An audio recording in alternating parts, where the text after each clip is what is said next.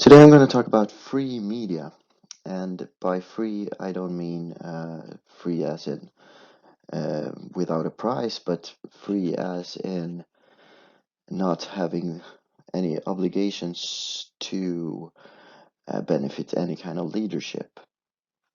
That doesn't mean that it has to be impartial, but you don't have the obligation to benefit any political part or a leadership. To fully see the full picture of the connection between free media and democracy and the maintenance of democracy, you need to look into the basic criteria of democracy. I won't talk about these bullet points now. I won't go into them in that way. If you need to have more time to read those bullet points you see in this picture, you can find them in the It's Learning course, but I won't go into them now. But here you have them anyway. And here are some more bullet points. And while you're looking at them, you can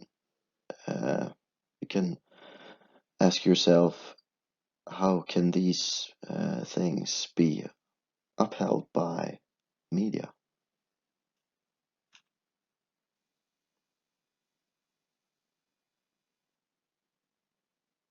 Basically, look at both the pros and cons of political decisions and to have different political views being represented in the media.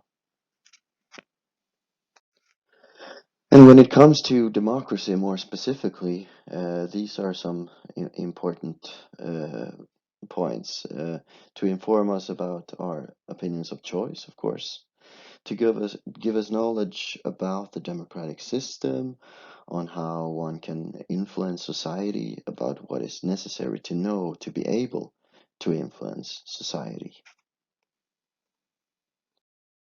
To understand the importance of free media for uh, the maintenance of democracy, you can look into what would happen if we didn't have free media and what it's like in countries that don't have free media. So, how are people really affected by censorship and disinformation? So, first of all, what is censorship? Well, censorship is basically to hide certain information from the public. And that can be done in many different ways. That could be by not telling the truth in the news, like uh, not saying everything that is happening. Or it could be that you block out certain web pages on the internet, for instance, to block the access to certain information. So censorship is basically to hide information from the public in different ways.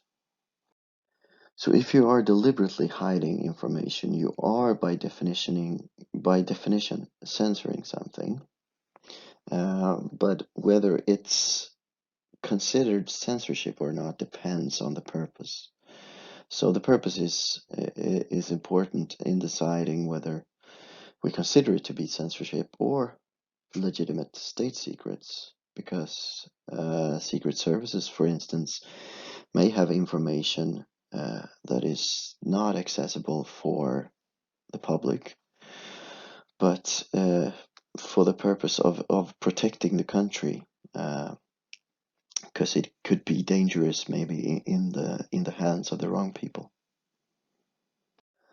So censorship is hiding information, but then uh, a dictator can use disinformation to mislead people.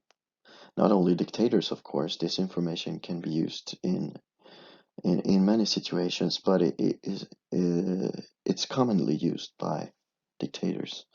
And disinformation, that's angled, twisted, or made up information with the purpose of misleading people, famously called fake news by Donald Trump.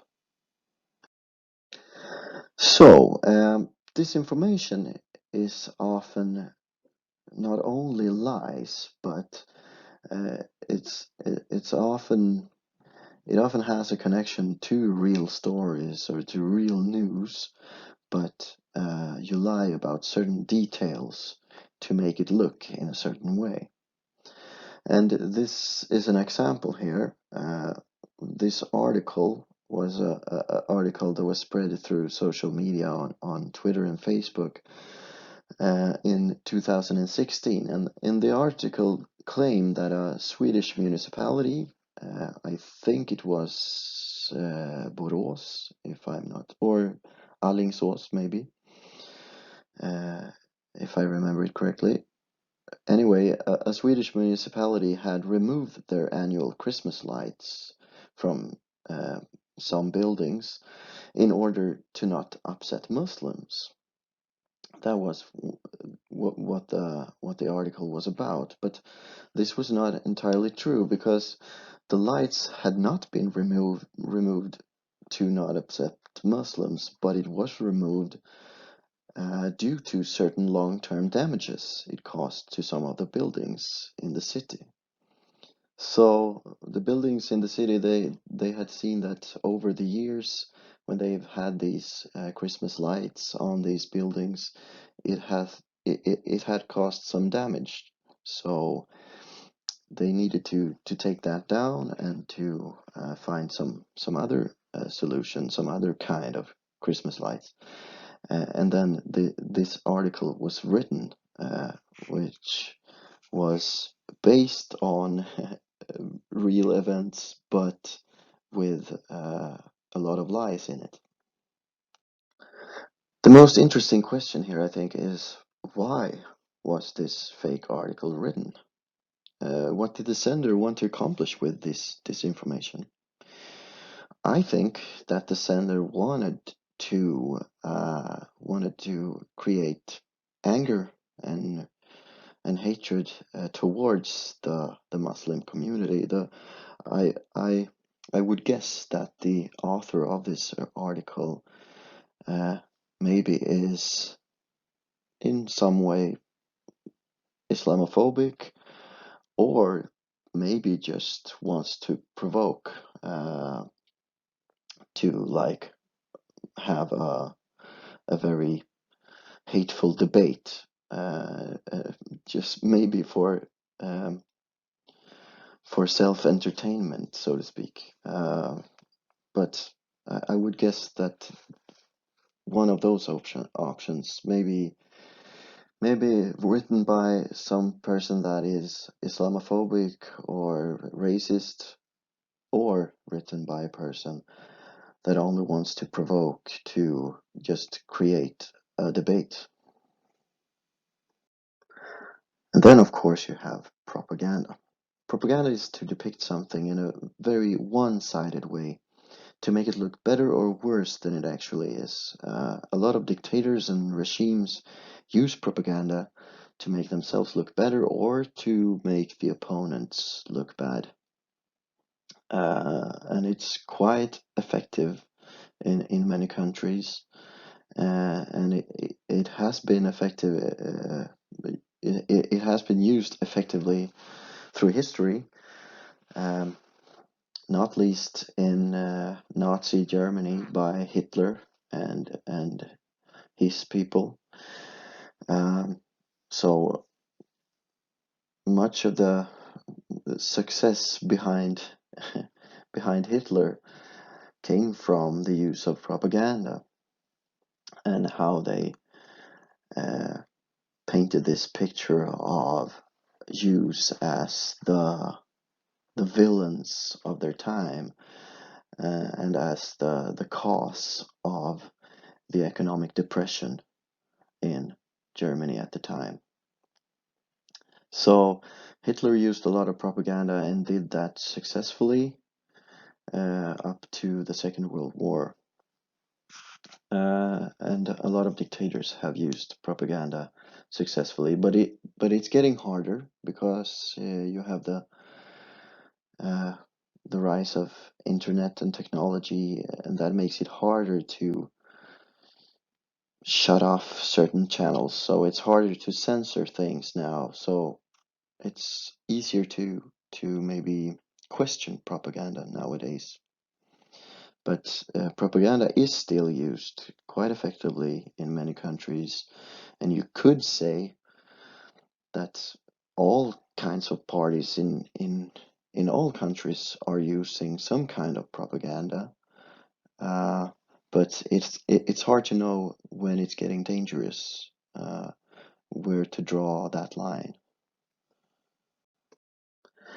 So, having propaganda and disinformation and censorship in mind, what if we were taught as children that Stefan Löfven is the most superior leader there is, and that it is strongly forbidden to question him?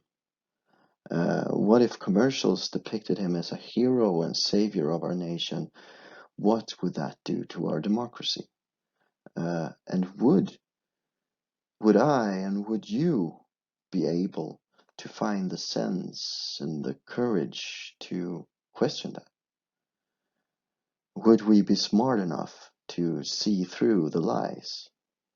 Uh, that is a hard question to answer, but it's interesting, I think, to think about it because we may look at a country like North Korea and think that the people are getting easily fooled or whatever, but what if it was like that in our country?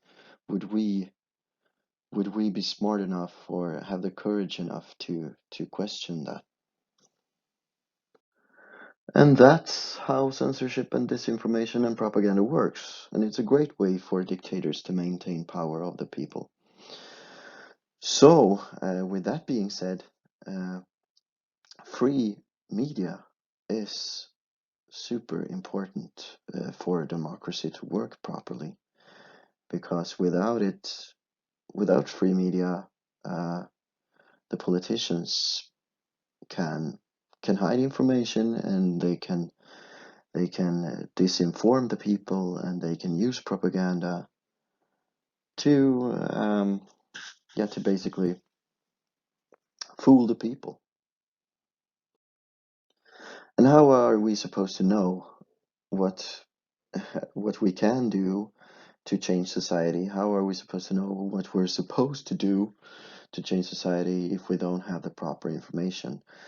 How can you know how to make your voice heard if no one has ever told you or showed you how to do so? Or how much are your opinions worth if you are not allowed to express them? How are you supposed to influence others if your opinions are not allowed to be voiced? And how are you supposed to know how to change society if you never even have been told that it's an option to change society? So, to live without free mass media, uh, yeah, looks kind of hard. With that in mind, you could say that the most essential purpose of free mass media is to maintain and protect our civil rights. But how then? Well, mass media ought to offer us these things, to give us news, to give us platforms to voice our opinions, like debate forums and so on, and the internet, of course, to show us all parts of the political spectrum, uh, to interview different political representatives from different parties and so on, to critically review political leaders, authorities, and corporations to see if they're hiding something, if they're doing something that is not in the interest of the people, and so on. And in Sweden and in some other countries, we have something called the principle of openness, or offentlighetsprincipen. And this is part of one of our constitutional laws, the Tryckfrihetsförordningen. And that means that all state documents should be accessible for the public. So, for instance, department reviews and evaluations, you have the bills and the propositions, motions written, they should also be accessible for the public. And also preliminary investigations and trial protocols. So, if there is a bill in the parliament that is discussed in the parliament, you can also get a copy of that bill as a private person. So that is a way for the leadership to be transparent, basically. And that is the principle of openness, and that is for us to see that there's no like dirty secrets going on. And this is with exception for information that can be harmful to the security of the nation. So certain kinds of information has to be classified for legitimate reasons. So you may ask yourselves, what's a legitimate reason to hide information from the people? And that is a hard question to answer, of course, and the answer may differ depending on who you ask. But this discussion has surfaced lately because of a documentary on the Estonia, the sinking of Estonia. And Estonia was a cruising ship that sank on a journey between Stockholm and Tallinn in Estonia in 1994. And after it had sunk, the politicians said that they were going to get the ship, they were going to get it up of the water, and that they were going to investigate what had happened, and so on. But then all of a sudden, the politicians changed their mind and said that we are not moving the ship. The ship should stay in the water, and they also implemented a law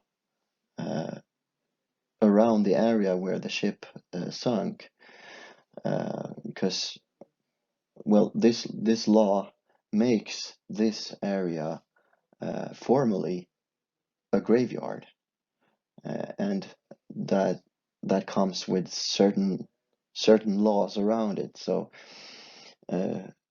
since it's considered a graveyard, you are not allowed to just dive down there and just investigate things yourself, because it's protected by law. And that is maybe a bit suspicious. And now some divers have dived down. They did dive down to the wreck, and found some holes in it, in the side of the ship, that may have been caused by a submarine attack. And then that raises a lot of questions. Why would a submarine attack the Estonia ship? What we know today is that they did have weapons on the ship, weapons that was probably from Russia. But why? We don't know why. And here many people think that the authorities and the governments involved are hiding something, the Swedish government including. But we don't know. But it's an interesting topic for sure.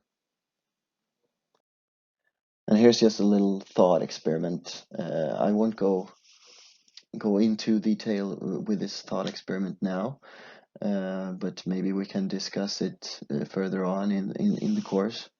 But it's just a little thought experiment on how we would be affected if we didn't have any kind of mass media, and what it would be, what the effects would be if one group had access to all kinds of media and another group didn't have access to any kind of media.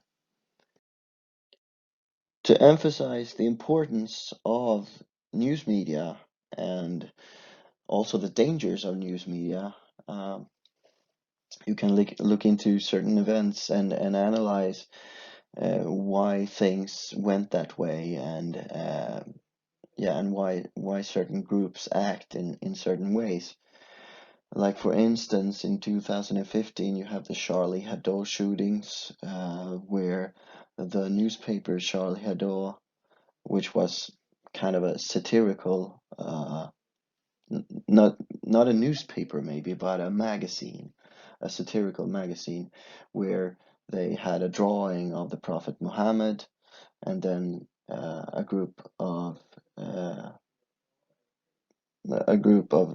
fundamental Islamists, jihadists, um, did a terrorist attack on the Charlie Hebdo offices, and 12 French journalists were killed in these shootings. Uh, but this shows the impact of media, and this also shows the dangers of media, of course, but the big impact it can have. Then you have Martin Schibbye and Johan Persson, two Swedish journalists, uh, that was captured and imprisoned by Ethiopian military forces while trying to report from the Ogaden region in Ethiopia. And this region had been sold to an oil company, Lundin Oil, and uh, these two journalists had heard that Ethiopian military had been very cruel to the people of the region, while removing them to make place for the oil industry.